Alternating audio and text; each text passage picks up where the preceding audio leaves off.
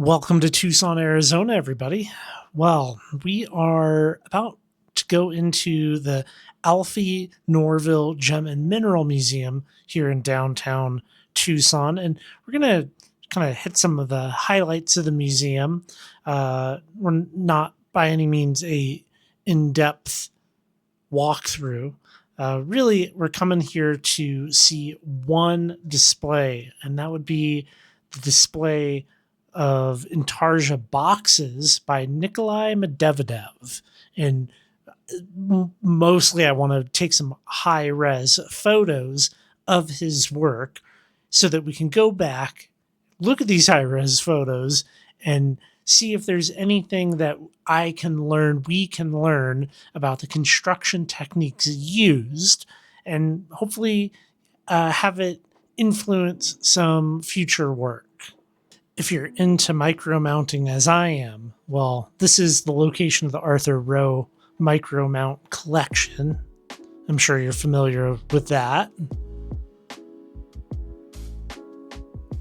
Now, there's a lot of great specimens here, and I apologize for the flicker, but the zeolites are of interest to me, of course.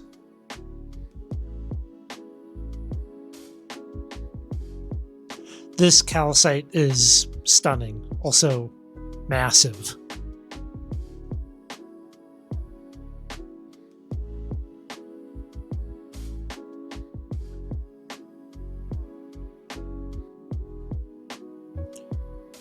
Their displays are just top tier.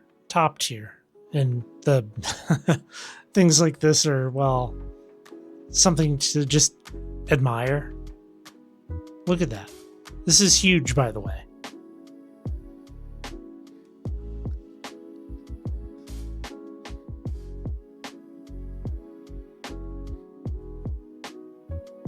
Zeolites.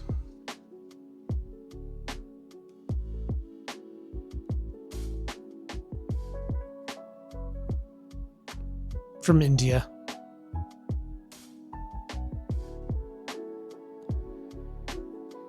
A little bit of a personal favorite of mine right here. This Autumnite from the Daybreak Mine. I should have had my Geiger counter with me.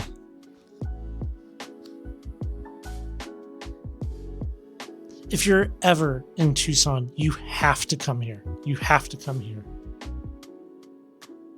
It's just a site you have to take in. It's world class. It's azurite. Look at that. These are huge pieces.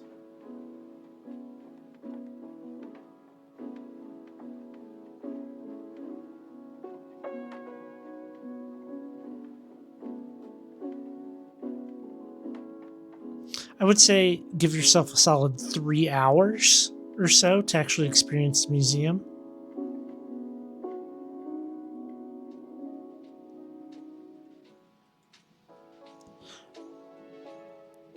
Now, before we really get into the Intarsia boxes, there's a couple of honorable mentions here, but you can just kind of see Nicolai's level that he's at, which is crazy. But yeah, some honorable mentions before we get into that. Look at this mechanism here.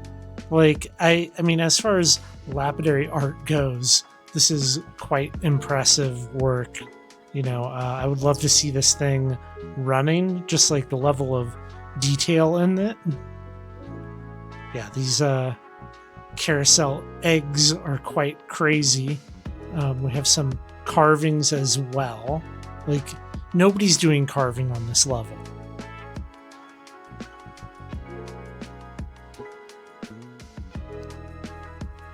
I mean, it's difficult to kind of imagine the level of precision being done here.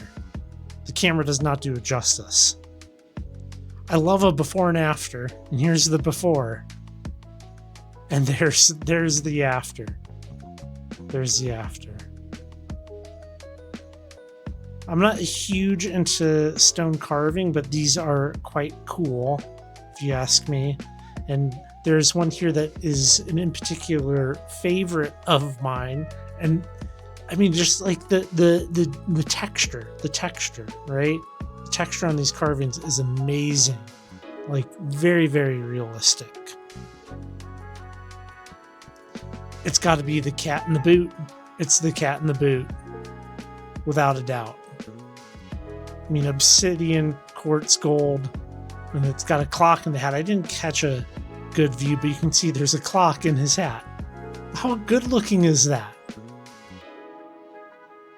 A little bit of ruby zolcite, a little canoe action.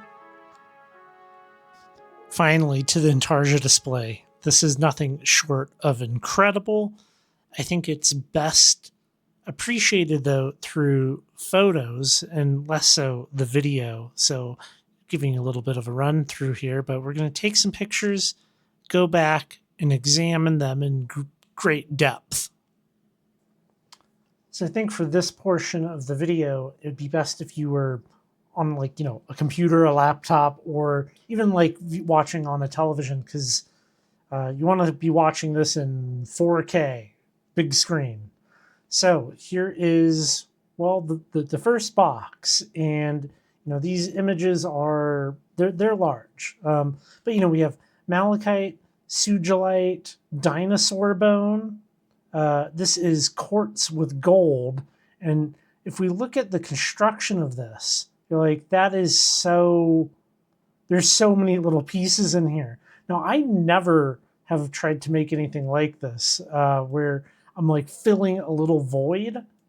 I would try to probably make this in larger pieces, right? That's turquoise, by the way, that little blue band between the gold and quartz and dinosaur bone. But yeah, I would never try to do that level of piecing pieces together, if you will. And maybe I should. Maybe you can create more interesting shapes with that kind of build technique here. You can really see it here. Interesting. A little bit of a corner detail. One thing I noticed going through these photos, it's like I would lose my mind over that right there, and I probably shouldn't. That's probably my takeaway, because you know, I examine all of my Intarsia pieces under like a microscope, and I'm probably way too hard on myself, because really, when viewed at a normal viewing distance, like, you don't see these things, right? Like, all paintings look terrible up close. But yeah, this box that's so incredible. Like, I think it's the use of like bright contrasting colors that really does it. Now, there's no photos of the insides of these boxes. I do have a book that we're going to look at after this, which I will show some of that. But, you know, he really went to town with these like little pieces of malachite in here, just like try to create like, you know, they're side cuts of the botryoidal malachite.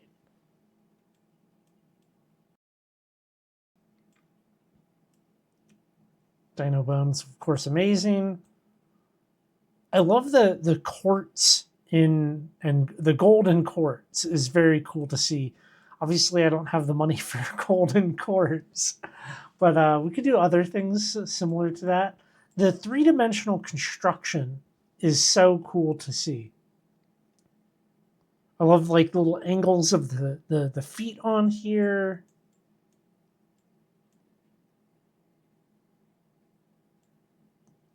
I looked into getting some sugilite, and that's not going to be happening anytime soon. But yeah, the sugilite's incredible to see. Like, I like this box. You can, unlike other forms of lapidary, okay, like, you know, if you had the 10 best cabochon makers in the world make a cabochon and put them all into a bin and mix them all up, you would not be able to tell whose is whose.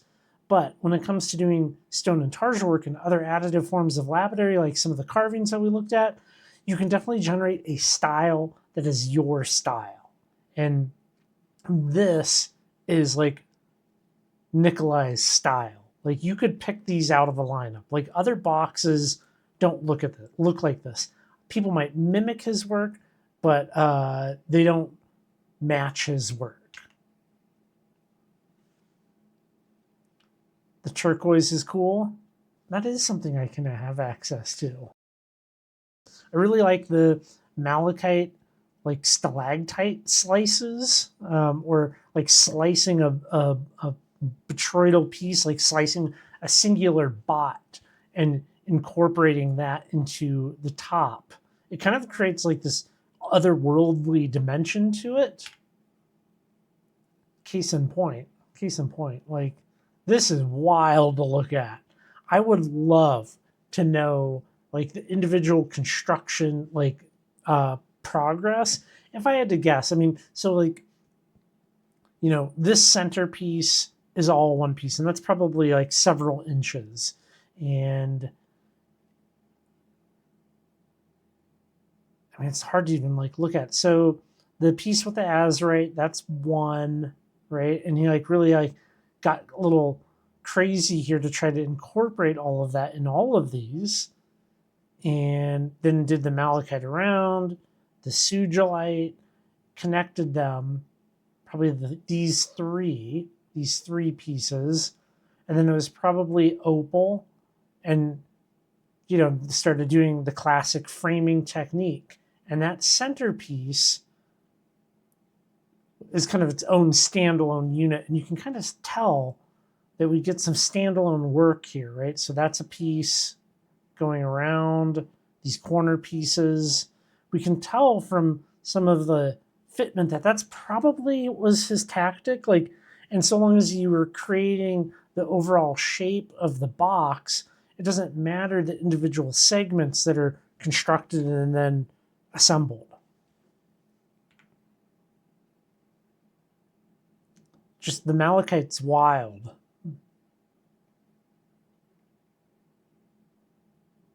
I don't like some of these lines, right? Like that right there, that is so fine. Now, it is my understanding as of right now that he does not use a faceting machine for this. I believe these were all made like in the traditional kind of Intarsia technique with a flat lap. I might be wrong, you know, I don't know. But yeah, you can kind of see like slicing those pieces of malachite here, that's like creates such a crazy effect. And obviously that opal center. There's a name for this shape. I can't think of what it is, but it kind of looks like a little plane. Or like I don't know, a modern stealth bomber. Beautiful stuff. Beautiful. Like I didn't even notice when I was there this like little pocket of azurite in that. Sugilite. I like the corner detail because I mean, when you're making these boxes, from what I've seen, like a lot of people just do straight squares, and to have like these kind of angled corner pieces is really cool. And I like some of these little details. Like down here, you have, I guess you would call this the base. We have these little detail pieces where like that has a curve to it, like it's arched, which is cool. Step one, have the premium materials, I guess. Well, add gold to things. No, just kind of like looking at some of the shapes, right? Some of the shapes can tell you so much. Like, is that I'd have to count the sides, but is that a nonagon? That shape, is that not a nonagon? Little fine opal detail. I didn't even notice that opal detail strip when I was there looking at these. I frame pieces, right? Lots of people frame pieces. I don't frame things like that. There isn't a good angle on it, but it's like a thick piece, right? Like this has so many layered dimensions. So obviously we have a piece of jasper. Like there's so many layered dimensions to this work. I don't even know what to call this. Like it's kind of crazy looking. And one thing that I really liked about this was this upper piece. It's literally a slab. So it's almost like a slab holder almost. Top of that box where we can see the dimensionality of it, like this being the lid.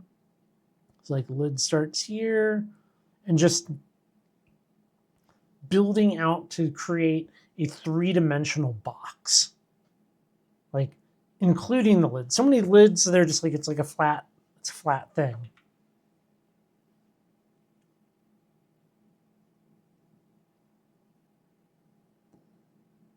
See, like I know it's really small, but you would never see this without this photo, right? Like the fact that the turquoise ends right there, to the naked eye at like an observation distance of like, I don't know, like 2 feet, right? Because this is kind of a big thing. Like you really don't notice it. Like right now, if I wasn't pointing it out and talking about it, you wouldn't notice it.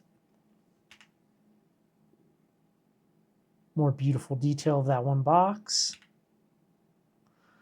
I can't remember what this material is, but it sure is cool looking. Like it's just the fine details, right? Like you have this little gold shell here, little golden shell, right? I mean, super cool to see, super cool. And the insides of these are finished as well. You can kind of see that one here, that how it is in fact a big slab. This was interesting. I've never seen anything like this where it's basically the pedestal for a carving or whatever. What is the pedestal? But yeah, to create three-dimensional objects like that, basically just like stacking them. Now, I don't know how it was turned, but we do see a seam here. So it is possible that it's like multiple pieces combined to create that. I mean, it looks pretty seamless, but like that is definitely a seam there. So is it 2 halves? This is probably one of my favorites. I think this might be my favorite. And we're back to the beginning. Let's look at the book, talk about this. I hope you find this as impressive as I do, because I find it to be incredibly impressive. This is the calligraphy collection kind of coffee table book. You can see that it's quite large. Do not even bother attempting to find this for a reasonable price. I was incredibly lucky. I purchased this used for $28. And if you look at the price of it, well, you're unlikely to get it for $28. But it's interesting because it is one of the few detailed photographic, records of this type of work. So let's get into it. You can see that we get to have a view of the inside of some of these boxes, which is incredible that we get to have this level of insight. In this case, we have a golden hinge. They're all fully finished. Some, I believe, were finished with wood, but most finished with like a picture jasper, right? Like these are incredible. Now this book is quite, it's a large format book, which is really nice to see. But even still, I think the photos that I took at the museum are a little bit better.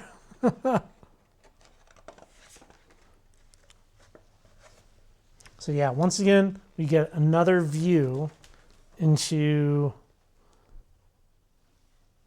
the inside, which is very cool to see. And this is a kind of companion boxes. You can kind of see the calligraphy collection, how it gets that name. Very cool details, but also this being some of his earlier work, like 1997. I think we have a little less dimensionality to the work. I think this is good because it shows the interior lid, which is Australian tiger eye. That's a very cool interior lid for a box. This is a in particularly good view of the inside. I wish there was like a more top-down view, but you can also see we're still, he's sugilite, malachite, lapis, turquoise. The framed interior lid is very attractive. Some Big's picture jasper here. This is the lid, inside lid for that. Now in the 2000s, we can start to see more dimensionality to the boxes, which is very cool. Kind of like what we saw in the museum. I enjoy this stuff so much. From going to cool mineral museums to seeing beautiful works like this book, all the way to the actual works in real life. And, I know it's a little bit of a different kind of a video, but I want to encourage you, implore you to learn about additive forms of lapidary, things like stone intarsia, things like different mosaics, Florentine style mosaics, and kind of work that creative muscle where you can do something like this yourself. I mean, let's be real here. Yes, Nicolai produced great works, but he's also just a guy, right? Like he's, there's nothing extraordinarily special about what he does, what I do, what any of these other artists have done. This is a skill, it is a craft that you can learn and master over a long period of time and produce some excellent, fine works. So, if you're interested, I do have a whole playlist about stone intarsia here on the channel. That's a good starting place. There's books, there's all kinds of things on there that I've talked about.